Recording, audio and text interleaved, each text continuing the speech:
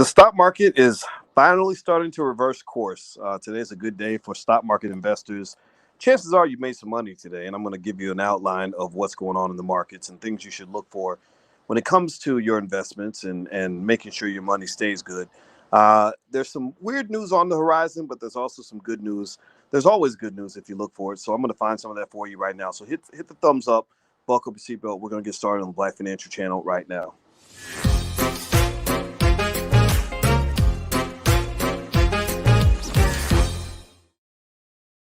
Hey, what's going on, guys? Welcome to the Black Financial Channel. This is theblackfinancialchannel.com. My name is Dr. Boyce Watkins. I'm your friendly neighborhood finance professor. On the Black Financial Channel, we talk about black wealth, black wealth, black wealth, black wealth every single day, sometimes as much as 10 times a day, under one condition. The condition is that everybody that comes to this platform, I want you to want to be intelligent, and I want you to also be B1. B1 means black first. That means put yourselves at the top of the priority list. Stop trying to save everybody else. Save yourselves first. Build your own damn community. Stop waiting for white folks. There's nothing magical about white people. We don't hate them, but we don't worship them. So the B1 philosophy means that we put our families and our kids first, our community first. We understand we must be one to be successful. If you agree, put a B in the number one in the chat. Hashtag. Use it as a hashtag. Use the hashtag on social media. Go out and have a B1 conversation. Start a B1 conversation. Take a picture of your kids reading a book and put a hashtag B1 on it. Go do a short video about your black-owned business. Put a hashtag B1 on it. Put it on Twitter. Put it on Instagram. Put it on Facebook. Put it on YouTube. I'm going to find you. That's a good way to promote. Hashtags are important. So give me a yes if you're going to use the B1 hashtag today. It'll only take you a second. Let me know if you can use the B1 hashtag on your social media. I don't care what you're talking about as long as it's a B1 conversation about something that you're doing that is good for your family, that's going to put your family ahead. B1 people ain't trying to achieve equality. We don't care so much about integration one way or the other. We like to be with each other. We don't need to be equal because we actually think we can be better. We actually think we can win, not tie. If you're B1, use that hashtag and have a B1 conversation. Mention your business, mention your kids, mention your family. If you love a black woman, put a picture of you and that beautiful black woman up and put a hashtag B1. That's what B1 is all about. B1 is wealth, education, family, and community. Our children will be the wealthiest and most financially secure children. Our children will be the most educated children. B1 families will be the most solid families. You can't mess with a B1 family. So use that hashtag. Use it on social media. Use it today if you can, because I want to hear what you're doing in your life. With that said, let me keep going. Hit the thumbs up button. All right. So today you're probably making money in your stocks. Today is a big day for the stock market. It looks like the Dow went up by about 261.95 points today as of the time of this recording. And I'm gonna be real brief because I got to take my little girl off to the doctor today. She's not feeling well, but we have a few minutes. So I said, let me talk to my other part of my family right quick before we do this. So basically, right now, what I have seen, one of the big pieces of news I saw is that the Democrats have kind of come together and at least gotten rid of some of the division in their own party about this thing called the debt ceiling, which is really a looming economic crisis. This big game of economic chicken that they love to play in Congress because they like playing with your emotions. You know, I'm like Big Worm from the movie Friday. They remember Big Worm said, "You Smokey, when you play with my money, you play with my emotions, Smokey." Right? So they like to play with your money and play with your emotions. They literally every year or two they get to the point where the entire global economy is on a cliff and they play chicken with each other because they care more about their own personal agenda than they care about the economy. Well, it looks like the Democrats have at least contained the ranks of their own crazy people within the Democratic Party. They've gotten the moderates to come together with the extremists, and they've agreed on raising the debt ceiling. Now, that's fine and good. That's wonderful. But here's your problem. They got to get through the Senate, and I don't know if they're going to get through the Senate with what they've come up with. In fact, Mitch McConnell and the Republicans, again, they're equally hypocritical, if you ask me. They're also saying that they don't want to raise the debt ceiling. And they make a good point. They say that, look, if you keep raising the debt ceiling, then there is no debt ceiling. If you keep raising the limit, then there is no limit, right? So you're talking about no limit records over here. And at the end of the day, where is the limit?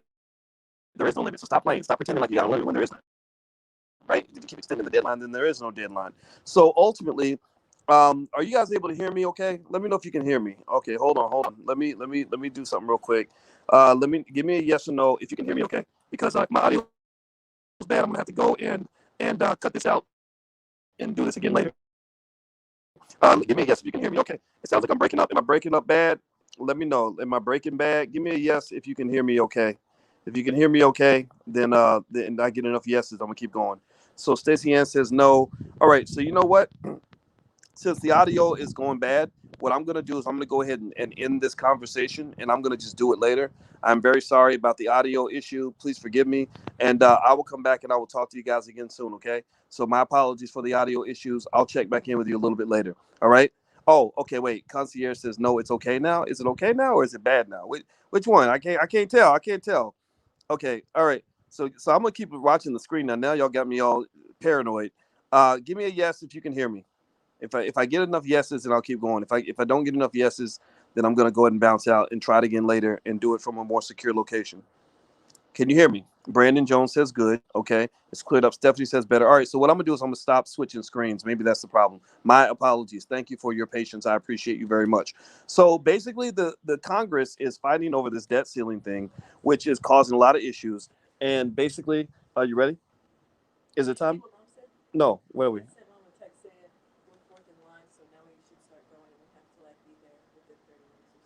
Okay. All right. So give me 5 minutes. I'm almost done. All right. So the debt ceiling is the big issue that's kind of happening right now. They're going back and forth over the debt ceiling, and you should watch this. Basically, as the negotiations occur, this could be a buying opportunity. If they do what they've done in the past, which is take the economy to the brink and then decide at the last minute that everything's okay, then that's probably an opportunity for you to make money on some of the more quality investments, some of the quality names. What I look for when I see this kind of infighting that's happening in Congress is I look for those solid quality companies that have taken a dip as a result of the uncertainty that's occurring in Congress right now. So because of that uncertainty, that may mean that you could get in on a Microsoft at a discount, or maybe on an Amazon at a discount. And so that's kind of what I see now. The problem though is that you have things like the 10-year yield that tends to keep changing, going up and down. So those long duration companies, meaning those companies that don't make a lot of money, that have a big future ahead of them, those tend to be the ones that get hit the hardest. Maybe your tech stocks or your smaller companies or your startups. And so I'm not so interested in digging too deep into those companies, but I'm looking at those big quality names, those big quality companies that you can hold for the next 5 or 10 years. I think those are the ones that respond to temporary uncertainty that is really not really uncertainty, right? Like I like uncertainty that really isn't uncertain. Like watching a movie, for example. You know how they do in a movie, how they'll make you think that the hero's gonna get killed, and you're watching it and you're like, oh, how's he gonna get out of this one, right? Because they make it look like he's about to die, but the hero never dies, right? Every time you watch a movie, the hero almost never dies, and so because you know the hero's not gonna die, you know that you really don't have uncertainty. You have the illusion of uncertainty. Do you follow what I'm saying? Give me a yes or no if you know what I'm saying. So with this, I don't see true uncertainty. I see the illusion of uncertainty in the financial markets, where it appears like, well, oh gosh, what are they going to do now? Are they going to raise the debt ceiling or not raise the debt ceiling? They're going to raise it like they always do. They're going to do what they've always done. The story's going to end the way every movie ends, with a hero and he's going to kiss the girl and live happily ever after. Why does that matter? Well, in the middle of the uncertainty, sometimes you watch a movie and you have people that are just not that smart. Some people watch a movie and they really are that gullible. They really think that the person might actually die, right? And so basically, people who don't understand how the movie typically ends will overreact, right? Like something, that's one of the rules of life actually that I believe in. Don't overreact to things. Things that you think is the end of everything, like you want to cuss your wife out and get a divorce because she said a couple things to you or whatever. Just chill out, relax, let it play itself out, and then the movie will end in a certain way, typically the way that it always does. So I think this movie's going to end with good news, right? This movie's going to end with a press conference with Nancy Pelosi on one side and Mitch McConnell on the other. And they've done many of these press conferences, and they're going to say, oh, at the 11th hour, we finally negotiated a deal on the debt ceiling, and we're going to raise the debt ceiling. Everything's fine. Crisis averted, y'all. Everything's good. And I wouldn't be surprised if the market has a positive move as a result of that good news, the removal of artificial uncertainty. So what does that mean? What does that mean I'm doing? Well, right now, that means I'm buying as many quality companies as I can get if they are taking any sort of dip due to the artificial uncertainty. The quality companies might start at the tip top with companies like the Apples and S&P 500 companies, things like that. And those are the ones I'm moving towards. So anyway, I'm gonna get out of here. I got to go take my daughter to the doctor. But if you want to see more, you want to know what stocks I'm buying in particular, I have a long list of stocks I added this week. Feel free to go log in at the blackstockmarketprogram.com. The URL's on the screen.